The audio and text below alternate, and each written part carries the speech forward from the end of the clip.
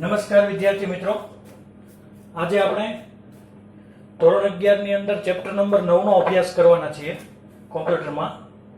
Chapter number 9 એટલે કે DBMS. DBMS માં ડીબીએમએસ નો સૌપ્રથમ અર્થ જોઈએ કે ડીબીએમએસ એટલે શું. તો ડીબીએમએસ નું પૂરું નામ થાય કે ડેટાબેઝ મેનેજમેન્ટ સિસ્ટમ. ડેટાબેઝને મેનેજ કરતી સિસ્ટમ એટલે કે ડીબીએમએસ. પણ પ્રથમ પ્રશ્ન એવો ઊભો થાય મનમાં કે ડેટાબેઝ કોને કહેવાય. તો ડેટાબેઝને પહેલા આપણે સમજીએ કે ડેટાબેઝ એટલે શું થાય. તો ડેટાબેઝનો સામાન્ય અર્થ તમે જોવા જાઓ તો કંઈક એવો થાય કે ડેટાબેઝ એટલે ઉદાહરણ તરીકે તમને કહેવામાં આવે કે કોઈ કંપની હોય તો એની પાસે અલગ અલગ પ્રકારના ડેટાબેઝ હોય. જેમ કે કંપની માટે એક કર્મચારીનો ડેટાબેઝ એટલે કે એમ્પ્લોયનો ડેટાબેઝ. તેવી જ રીતે તમે કોઈ ઓનલાઈનની વાત કરીએ તો ઓનલાઈન માટે આપણે કોઈ વેબસાઇટની વાત કરીએ જેમ કે ફ્લિપકાર્ટ હોય, એમેઝોન હોય, તો આની પાસે ઘણા બધા ડેટાબેઝ હોય. જેમ કે પ્રોડક્ટનો ડેટાબેઝ હોય, વસ્તુ મેનેજ કરતો ડેટાબેઝ જેને કહેવાય. ત્યારબાદ એના કર્મચારીઓનો એટલે કે એમ્પ્લોયરનો જે ડેટાબેઝ કહેવાય. આવા અલગ અલગ પ્રકારના ડેટાબેઝ હોય. તો સૌપ્રથમ ડેટાબેઝનો ખ્યાલ આપણે ડીપમાં સમજીએ તો એક વિદ્યાર્થીઓનો એક્ઝામ્પલ લઈએ આપણે. તો શાળા એટલે કે સ્કૂલ મેનેજમેન્ટ સિસ્ટમ હોય તેની પાસે વિદ્યાર્થીઓનો ડેટાબેઝ હોય એમ કહી શકાય. કઈ રીતે? તો એક ઉદાહરણ દ્વારા સમજીએ કે કોઈ વિદ્યાર્થીની પૂરેપૂરી માહિતી એટલે કે ડિટેલ્સ, આ તમામ પ્રકારની ડિટેલ્સ ધરાવતો એક ડેટાબેઝ એટલે કે સ્કૂલ પાસે આ ડેટાબેઝ હોય એમ કહી શકાય. એક્ઝામ્પલ તરીકે કોઈ વિદ્યાર્થીનું નામ, તેની સરનેમ, તેના ફાધરનું નામ, એની બર્થ ડેટ, જોઈનિંગ ડેટ એટલે કે સ્કૂલમાં જોઈન થયાની તારીખ, આવો એક ડેટાબેઝ સ્કૂલ પાસે હોય એમ કહી શકાય. તો આ વિદ્યાર્થીનો ડેટાબેઝ જે સ્કૂલ પાસે, કોઈ કંપની હોય તેના એમ્પ્લોયનો ડેટાબેઝ હોય, અલગ અલગ પ્રકારની ગતિવિધિ થતી હોય કોઈ કંપનીની અંદર તો એનો ડેટાબેઝ. મેં બે જે ઉદાહરણ તમને આપ્યા કે ફ્લિપકાર્ટ, એમેઝોન, આની પાસે તો ઘણા બધા ડેટાબેઝ હોય જેમ કે વસ્તુનો, કર્મચારીઓનો, મેનેજમેન્ટ કરતા લોકોનો, આવા ઘણા બધા પ્રકારના ડેટાબેઝ એક કંપની ધરાવતી હોય. તો ડેટાબેઝને મેનેજ કરતી સિસ્ટમ એટલે કે ડીબીએમએસ. પૂરું નામ database management system. Chapter number 9 database management સિસ્ટમની આપણે ચર્ચા કરીએ તો બે વસ્તુની પહેલા સમજ હોવી પડે કે ડેટાબેઝ કોને કહેવાય એટલે કે ડેટા કોને કહેવાય, અને બીજું માહિતી એટલે ઇન્ફોર્મેશન કોને કહેવાય. તો આપણે આની ચર્ચા ડીપમાં સમજીએ.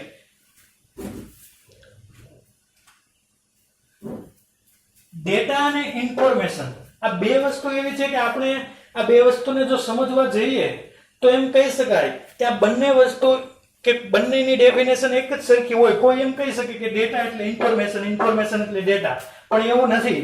વાસ્તવિકમાં જો જોવા જઈએ તો ડેટા અને ઇન્ફોર્મેશન આ બંને અલગ અલગ શબ્દ છે. કઈ રીતે? તો પહેલા આપણે ડેટાની વાત કરીએ તો ડેટામાં મેં તમને કીધું એમ અલગ અલગ પ્રકારનો તમારી પાસે ડેટા હોય તો તમે માહિતી મેળવી શકો. બંનેનો ખ્યાલ અલગ અલગ છે. આપણે જોઈએ ઘણા સમયે ડેટા અને ઇન્ફોર્મેશન શબ્દનો ઉપયોગ અદલા બદલી કરીને કરવામાં આવે છે. આથી બંને શબ્દોનો સ્પષ્ટ અર્થ સમજવો જરૂરી બને છે. તો પહેલા આપણે ડેટાની વાત કરીએ. ડેટાની વ્યાખ્યા થોડીક લાંબી છે પણ આપણે એને ટુકડા કરીને સમજીએ એટલે થોડીક ઝડપથી સમજમાં આવશે. તો પહેલા જોઈએ ડેટાની વ્યાખ્યા. દરેક પ્રકારની હકીકત, જો આ વસ્તુ ખૂબ જ જરૂરી છે. ડેટાની વ્યાખ્યા સમજવામાં દરેક પ્રકારની હકીકત. એક વસ્તુ યાદ રાખજો વિદ્યાર્થી મિત્રો કે ડેટા જો હકીકત ન ધરાવતો હોય એટલે કે જો સચોટ ડેટા ન હોય તો માહિતી ઘણીવાર ખોટી મળે. માહિતી ઘણા બધા સ્વરૂપે મળે, માહિતી ઘણી બધા પ્રકારની મળે. કઈ રીતે? તો ડેટા તો સાચો હોય પણ માહિતી ખોટી મળે, આવો એક બની શકે. પછી બીજું, ડેટા સાચો હોય તો માહિતી સાચી મળે એવું પણ બની શકે. ડેટા સાચો હોય છતાં માહિતી ખોટી હોય એવું પણ બની શકે. તો પહેલી વસ્તુ જે ડેટાની વ્યાખ્યામાં એ સમજવાની કે દરેક પ્રકારની હકીકત, ડેટામાં હકીકત હોય એટલે કે સાચી માહિતી. મેં તમને હમણાં એક ઉદાહરણ આપ્યું હતું કે ડેટાબેઝમાં શું હોય તો વિદ્યાર્થીનું નામ, સ્કૂલનો ડેટા હું તમને કહું, સ્કૂલનો ડેટાબેઝ હોય તો એમાં વિદ્યાર્થીનું નામ, એની સરનેમ, એના પપ્પાનું નામ, બર્થ ડેટ, જોઈનિંગ ડેટ, આવી ઘણી બધી એડ્રેસ હોય. ઘરનો એડ્રેસ હોય, આવી ઘણા બધા પ્રકારની માહિતી હોય. તો પહેલું એમાં સચ્ચાઈ હોવી પડે, એટલે કે દરેક પ્રકારની હકીકત હોય. બીજું આંકડાઓ. હવે બર્થ ડેટ, જોઈનિંગ ડેટ અને આંકડાઓ કહેવાય. ડેટાબેઝમાં આંકડાઓ પણ આવે. ત્યારબાદ વ્યક્તિઓ વિશેની માહિતી. મેં કીધું એમ કે કોઈ કંપની હોય તો કંપનીની અંદર કર્મચારીનો જો ડેટાબેઝ લઈએ ને આપણે, તો કર્મચારીમાં વ્યક્તિની માહિતી આવી જાય, એની અંદર આંકડાઓ આવી જાય. કર્મચારીને કદાચ એક નંબર આપવામાં આવ્યો હોય, યુનિક નંબર, કે કર્મચારી આઈડી, એમ્પ્લોય આઈડી જેને કહેવાય, આ એમ્પ્લોય આઈડી આપ્યો હોય તો એ આંકડામાં આવે. ત્યારબાદ હકીકત તો હોવી જ જોઈએ, કેમ કે જો ડેટાબેઝમાં હકીકત ન હોય તો માહિતી જ્યારે મેળવવાની થાય, યાદ રાખજો, માહિતી જે મેળવવાની હોય એ ડેટાબેઝ ઉપરથી જ મળે. ડેટાબેઝ ઉપરથી જ આપણને માહિતી મળે. એટલે કે તમે એમ કહી શકો કે જો માહિતી મેળવવી હોય તો ડેટાના આધારે મળે, ડેટાબેઝના આધારે મળે. એટલે કહેવામાં એવું આવે કે દરેક પ્રકારની હકીકત હોય, એટલે હકીકત હોવી જોઈએ. બીજું આંકડાઓ હોઈ શકે, નંબર હોય ડેટાબેઝની અંદર. જેટલા પણ નંબર તમે જો, જેમ કે મોબાઈલ નંબર, કર્મચારીનો મોબાઈલ નંબર નાખેલો હોય આંકડામાં આવે. બર્થ ડેટ નાખ્યું હોય તો આંકડામાં આવે. કર્મચારી જ્યારે કંપનીમાં જોઈન્ટ થયા હોય એ તારીખ, એટલે કે જોઈનિંગ ડેટ નાખી હોય તો એ પણ આંકડામાં આવે. બરાબર. દરેક પ્રકારની હકીકત, આંકડાઓ, વ્યક્તિઓ વિશેની વિગત. કર્મચારી હોય તો એની તમામ ડિટેલ્સ, વિદ્યાર્થી હોય તો વિદ્યાર્થીની તમામ ડિટેલ્સ. તો દરેક વ્યક્તિઓ વિશેની વિગત. જગ્યાઓ, વસ્તુઓ અથવા પ્રસંગને ડેટા કહેવાય. કોઈ પ્રસંગ હોય એને તમારે વર્ણવવો હોય. બરાબર. કોઈ વસ્તુ હોય, મેં કીધું ને કે કોઈ મોટી કંપની હોય કે આપણે ઓનલાઈન એક લઈ લઈએ કે ફ્લિપકાર્ટ કે એમેઝોન. બરાબર. હવે આનો જે ડેટાબેઝ હોય એનો પ્રોડક્ટનો ડેટાબેઝ જોવો તો એને વસ્તુઓમાં સમાવેશ કરવાનો. ઘણા બધા પ્રકારની વસ્તુઓ હોય એની પાસે. કોઈ એક પ્રકારનો સેલિંગ ન કરતી હોય, ઘણા બધા પ્રકારનું સેલિંગ કરતી હોય, એવી ઘણી બધી વસ્તુઓ ધરાવતી હોય તો એ વસ્તુઓમાં આવે. અથવા તો પ્રસંગને ડેટા કહેવાય. ડેટાની ફરીવાર વ્યાખ્યા જોઈએ. શું લખ્યું? દરેક પ્રકારની હકીકત, આંકડાઓ, વ્યક્તિઓ વિશેની વિગત, જગ્યાઓ, વસ્તુઓ અથવા પ્રસંગોને ડેટા કહેવાય. બરાબર. હવે ડેટા ઉપરથી જ જો ડેટાની વ્યાખ્યા સમજમાં આવે ને, એટલે ઇન્ફોર્મેશન એટલે કે માહિતીની વ્યાખ્યા ખૂબ જ સ્પષ્ટ થઈ જાય. જોઈએ આપણે માહિતીની વ્યાખ્યા કે ડેટા ઉપર પ્રક્રિયા કરવામાં આવે અને જે પરિણામ મળે એને માહિતી કહેવાય. કોઈ એમ પૂછ્યું હોય, કોઈ વર્ગખંડની અંદર વિદ્યાર્થીઓ બેઠા હોય, કોઈ એમ પૂછે કે રોલ નંબર 3, આ રોલ નંબર 3 ની માહિતી આપો, તો તમારી પાસે ડેટા હશે, તમારી પાસે ડેટાબેઝ હશે તો માહિતી આપશો તમે. રોલ નંબર કેટલો? 3. 3 નંબરની માહિતી તમારે જોઈતી હોય તો એમાં એનું નામ, સરનેમ, બર્થ ડેટ, એનું સરનામું, બધી જ વસ્તુ તમારે જોઈ તો તમારી પાસે શું પેલા હોવું પડશે? ડેટાબેઝ હશે, ડેટા હશે તો તમે માહિતી આપશો. બરાબર. હવે માહિતી જે છે ને એ ડેટા ઉપરથી મળશે. જો માહિતીની વ્યાખ્યા અહીંયા આપેલી હશે, ડેટા ઉપર પ્રક્રિયા કરીને મેળવેલું જરૂરી પરિણામ. ડેટા ઉપર પ્રક્રિયા કરીને મેળવેલું જરૂરી પરિણામ એટલે કે ડેટા ઉપર તમારી પાસે જો બધા જ વિદ્યાર્થીના નામ, બધા જ વિદ્યાર્થીના મોબાઈલ નંબર, બધા જ વિદ્યાર્થીની સરનેમ, બધા જ વિદ્યાર્થીના ફાધરનું નામ અને બધા જ વિદ્યાર્થીનું એડ્રેસ તમારી પાસે હોય તો તમારી પાસે ડેટા કમ્પ્લીટ છે. પણ ડેટા ઉપર પ્રક્રિયા નથી થઈ, એટલે કે વર્ગ શિક્ષકે રજિસ્ટર બનાવેલું નથી. તો ડેટા ઉપર પ્રક્રિયા કરાય એટલે કે ડેટા ઉપર પ્રક્રિયા કરીને વિદ્યાર્થીઓનું રજિસ્ટર કમ્પ્લીટ થાય. ત્યારબાદ કોઈ એમ કીધું હોય કે રોલ નંબર 3 આની માહિતી આપો, તો ડેટા ઉપર તમે શું કરેલી હતી? પ્રક્રિયા કરેલી હતી અને પછી જે પરિણામ મેળવવું હોય તો એને માહિતી કહેવાય. તો યાદ રાખજો, ડેટા નહીં હોય ને તો માહિતી નહીં મળે. ડેટા હશે તો જ માહિતી મળશે. પછી સાચા પ્રકારની હોય, હવે જરૂરી નથી ડેટા સાચો હોય તો માહિતી સાચી જ મળે. ડેટા સાચો હોય તો માહિતી સાચી મળે. આ એક પહેલું પાસું. ડેટા સાચો હોય છતાં માહિતી ખોટી મળે, આવું પણ બની શકે. બરાબર. એટલે એવું નથી કે ડેટા સાચો હોય, પણ યાદ રાખો કે ડેટા સાચો હોય ને તો માહિતી સાચી મળી શકે. એના ઉપર જો પ્રક્રિયા થયેલી હોય તો. બરાબર. ઉપરનો મુદ્દો સમજીએ કે ડેટા જુદા જુદા કોઈ પણ સ્વરૂપમાં હોઈ શકે. મૌખિક, લેખિત, કોમ્પ્યુટરીકરણ કરેલ અથવા કોમ્પ્યુટરીકરણ ન કરેલ, આ બધા પ્રકારના. હવે ઇન્ફોર્મેશનની વ્યાખ્યા પહેલા આપણે શું કામ લીધી? તો હવે એક એનો ખ્યાલ આવશે કે ડેટા મૌખિક સ્વરૂપે એટલે કયા સ્વરૂપે?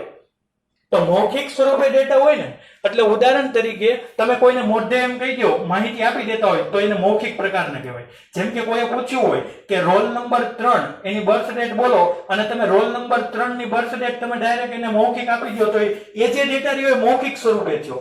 તમે જો લખીને આપતા હોય તો એને લેખિત સ્વરૂપનો ડેટા કહેવાય. એટલે 3 પ્રકાર છે ડેટાના. જોજો કે કયા કયા સ્વરૂપે હોઈ શકે ડેટા: લેખિત, મૌખિક અને કોમ્પ્યુટર કરેલા અથવા કોમ્પ્યુટીકરણ ન કરેલા. જો કોમ્પ્યુટરની કોઈ પ્રક્રિયા કરેલ હોય ડેટા ઉપર તો એને કોમ્પ્યુટીકરણ કરેલા ડેટા કહેવાય. જો કોમ્પ્યુટરની પ્રક્રિયા ન કરેલ હોય તો એને કોમ્પ્યુટીકરણ ન કરેલા કહેવાય. જો તમે મૌખિક સ્વરૂપે ડેટા આપતા હોય તો એને મૌખિક કહેવાય. અને જો તમે લખીને એટલે કે લખેલા ડેટાનો વર્ણન કરતા હોય તો એને લેખિત સ્વરૂપે કહેવાય. એટલે મૌખિક સ્વરૂપે હોય, લેખિત સ્વરૂપે હોય, કોમ્પ્યુટીકરણ કરેલા અથવા કોમ્પ્યુટીકરણ ન કરેલા એટલે કે કોઈ કોમ્પ્યુટીકરણની પ્રક્રિયા કરેલ હોય તો એને એવા ડેટા કહેવાય. અને જો કોમ્પ્યુટરનો ઉપયોગ ન થયેલો હોય તો એમ કહી શકાય કે આ જે ડેટા છે એ કોમ્પ્યુટીકરણ કરેલ નથી. એમ ડેટા તેના મૂળ સ્વરૂપમાં ખાસ ઉપયોગી હોતા નથી. તમારી પાસે બધા જ વિદ્યાર્થીની માહિતી પડેલી છે. અથવા તો કોઈ કંપનીનું એક્ઝામ્પલ લઈએ ને આપણે, તો કંપનીની અંદર કોઈ કર્મચારીનો ડેટાબેઝ જોવો હોય તો કર્મચારીની માહિતી તમામ પડેલી તમારી પાસે. કર્મચારીનું સરનેમ, એનું નામ, એનો મોબાઈલ નંબર, એની બર્થ ડેટ, એનું એડ્રેસ, આ તમામ સ્વરૂપનો ડેટા તમારી પાસે પડ્યો, બરાબર. પણ ડેટા તેના મૂળ સ્વરૂપમાં ખાસ ઉપયોગી હોતા નથી. એટલે કે ડેટા તો તમારી પાસે છે પણ તમે એના ઉપર પ્રક્રિયા નથી કરી તો માહિતી નહીં મળે.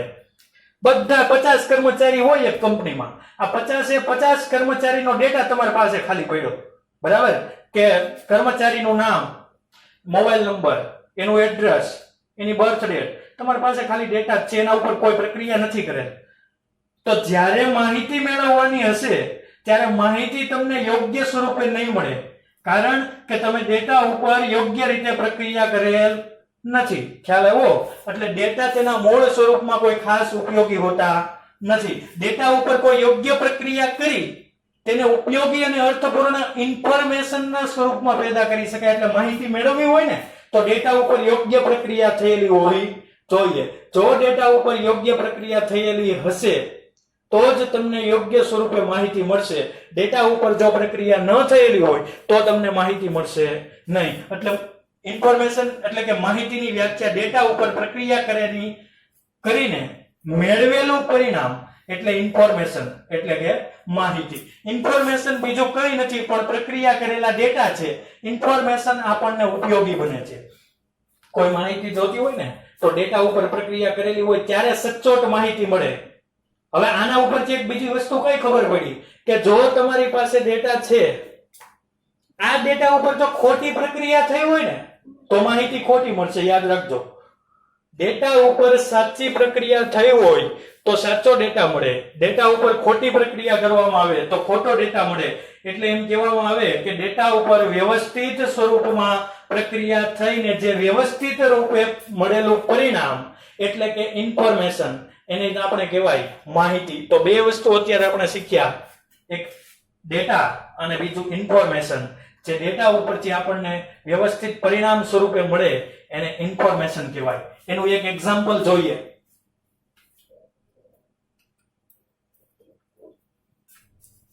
હવે આપણે એના અલગ અલગ નિયમો આપેલા છે. એ નિયમો ઉપર પહેલા થોડીક ચર્ચા કરી લઈએ કે ડેટાબેઝ મેનેજમેન્ટ સિસ્ટમ એટલે કે જો ડેટાબેઝ તમારી પાસે હોય, ડેટા હોય, એના ઉપર યોગ્ય પ્રક્રિયા કરેલ હોય તો તમે કેટલા નિયમની જરૂર પડે અથવા તો એમ કહી શકાય કે કયા કયા નિયમો એવા છે કે જે તમારે વ્યવસ્થિત રૂપે એનું પાલન કરવું પડે. એમાં પહેલું, જ્યારે કોઈ વ્યવહાર થાય એટલે કે ટ્રાન્ઝેક્શન થાય ત્યારે ડેટાબેઝમાં ઉમેરવામાં આવે. આ નિયમ યાદ રાખજો બધા. જ્યારે કોઈ વ્યવહાર થાય ત્યારે ડેટાબેઝમાં તે ઉમેરવામાં આવે. આજે કોઈ કંપનીએ 5 વસ્તુનું સેલિંગ કર્યું. હવે પહેલી વસ્તુ જ્યારે કોઈ વેચાય, કંપનીમાંથી કોઈ પહેલી વસ્તુ વેચાણી ત્યારે એનું ટ્રાન્ઝેક્શન ડેટાબેઝમાં થઈ ગયું કે આજની તારીખ, કઈ વસ્તુ કેટલા રૂપિયામાં વેચાય, પહેલી એન્ટ્રી પડી ગઈ. ત્યારબાદ બીજી વસ્તુ વેચાય છે આજના દિવસમાં કંપનીએ સક્સેસફુલી ડેટાબેઝમાં એન્ટ્રી આપી દીધી. ત્રીજી વસ્તુ એમ ચોથી વસ્તુ, આ 4 વસ્તુની એન્ટ્રી કંપનીએ ડેટાબેઝમાં વ્યવસ્થિત સક્સેસફુલી રીતે આપી દીધી. પાંચમી વસ્તુ જ્યારે વેચાય ત્યારે પાંચમી એન્ટ્રી આપવાની રહી ગઈ. તો ટોટલ આજના દિવસમાં 5 વસ્તુનું સેલિંગ કંપનીએ કર્યું, 4 વસ્તુની ડેટાબેઝમાં એન્ટ્રી થઈ ગઈ, એક બાકી રહી ગઈ.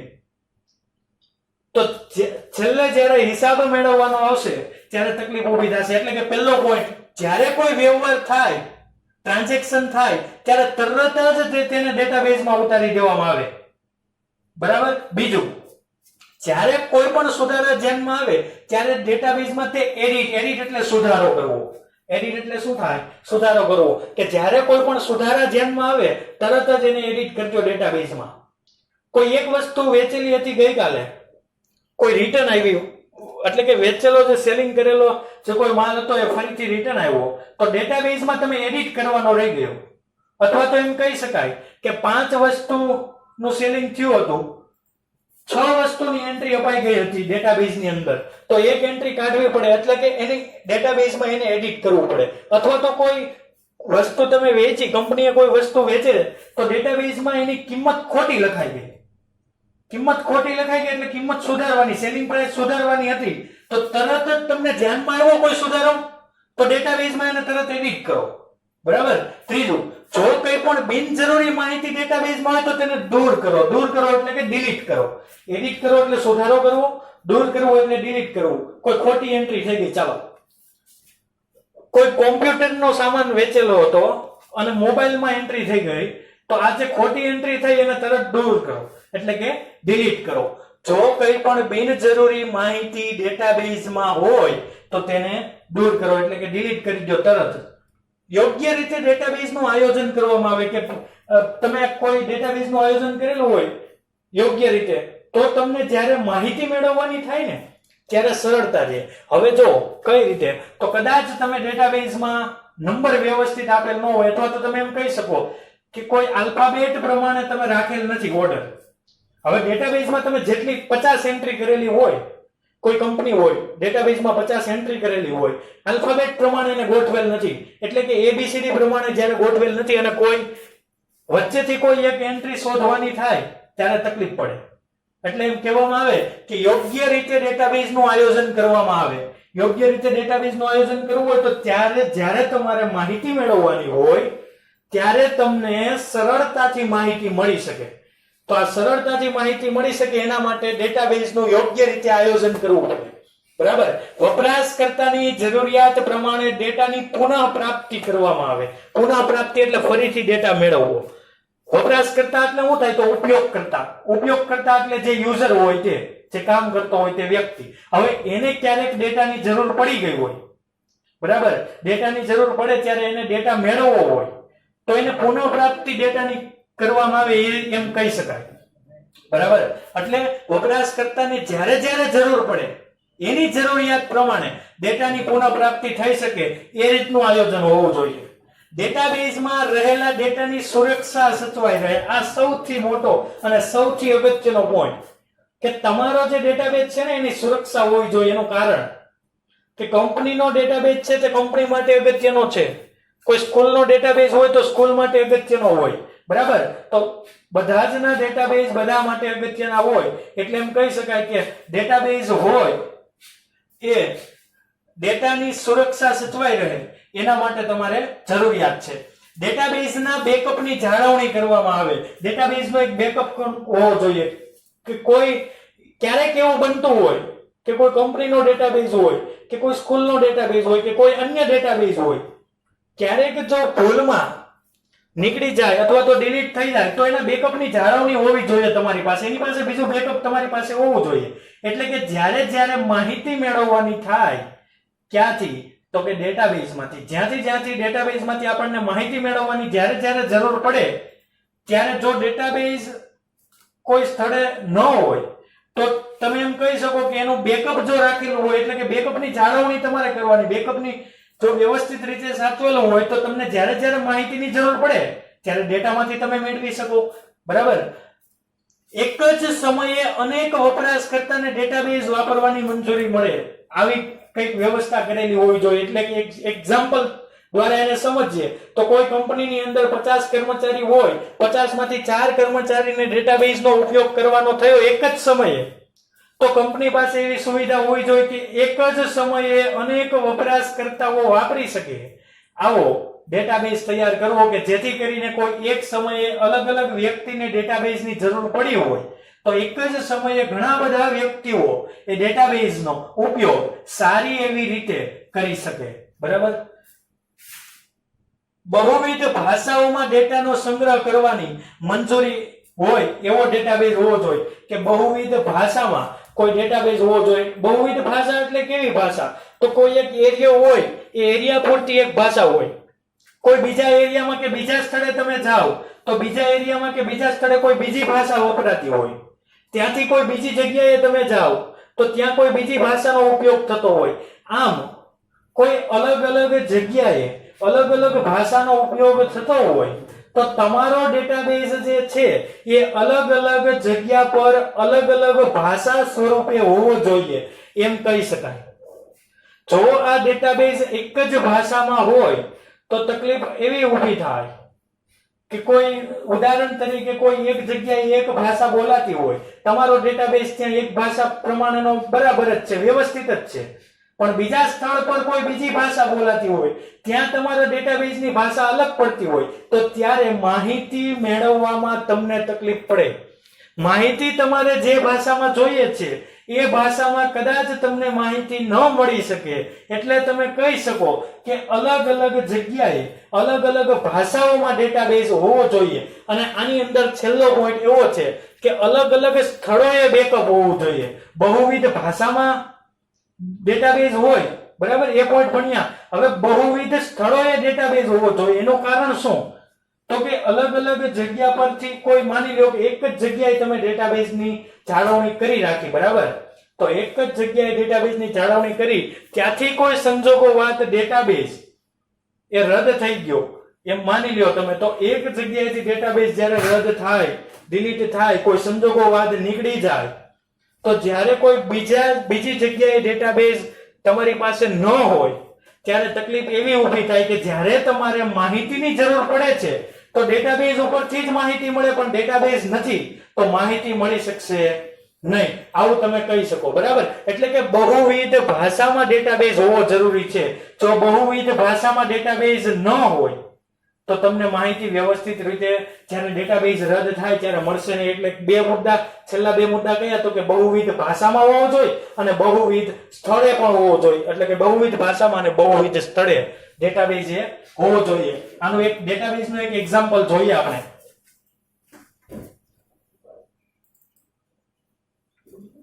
ઉદાહરણ તરીકે તમે અને તમારી સ્કૂલની ટીમ સ્કૂલના દરેક વિદ્યાર્થીને જન્મદિવસે શુભેચ્છા મોકલવાનો નિર્ણય લે છે. આ વિચારના અમલ માટે તમારે દરેક વિદ્યાર્થીની જન્મ તારીખ ભેગી કરવાની જરૂર પડે. જો હવે ઉદાહરણમાં એવું આપ્યું છે કે તમારે સ્કૂલમાં જેટલા વિદ્યાર્થીઓ છે એને એના જન્મદિવસની શુભેચ્છા મળવી જોઈએ, બરાબર. તો હવે એના માટે આ વિચારના અમલ માટે તમારે દરેક વિદ્યાર્થીની પહેલા તમારી પાસે શું હોવી જોઈએ? જન્મ તારીખ હોવી જોઈએ. જેમ કે 10મી સપ્ટેમ્બર 1998 આ ઉદાહરણમાં ભેગી કરેલી જન્મ તારીખો ડેટાનું કામ આપે.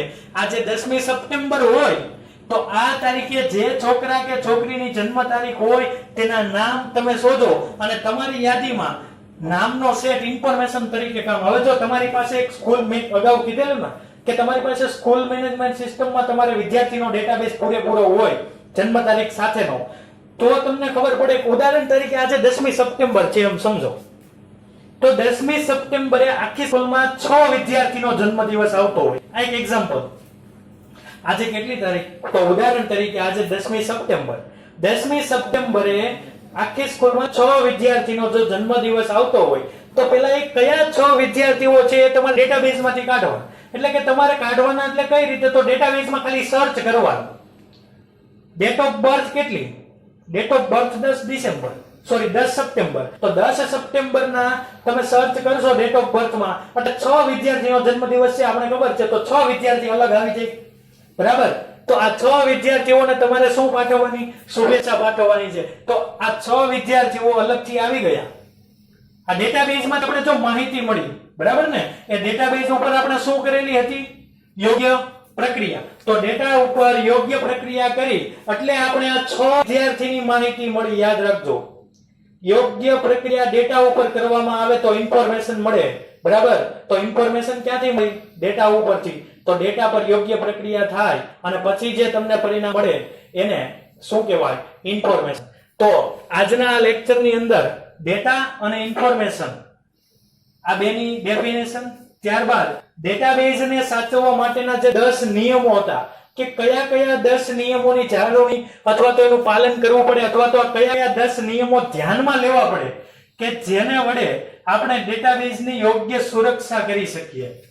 તો આ જે 10 નિયમો હતા, આ બે વ્યાખ્યા ડેટા અને ઇન્ફોર્મેશન અને આ એક એક્ઝામ્પલ, આટલી વસ્તુ સુધીનો આજનો આ લેક્ચર. હવે આવતા લેક્ચરની અંદર આપણે ટેબલ એટલે કે ટેબલ વિશે ચર્ચા કરવાના કે ટેબલની અંદર કઈ કઈ બે વસ્તુનો ઉપયોગ થાય, ડેટાબેઝની અંદર ટેબલ કઈ રીતે બનાવી શકાય. તો આવતા લેક્ચરની અંદર આપણે ટેબલ વિશે ચર્ચા કરીશું.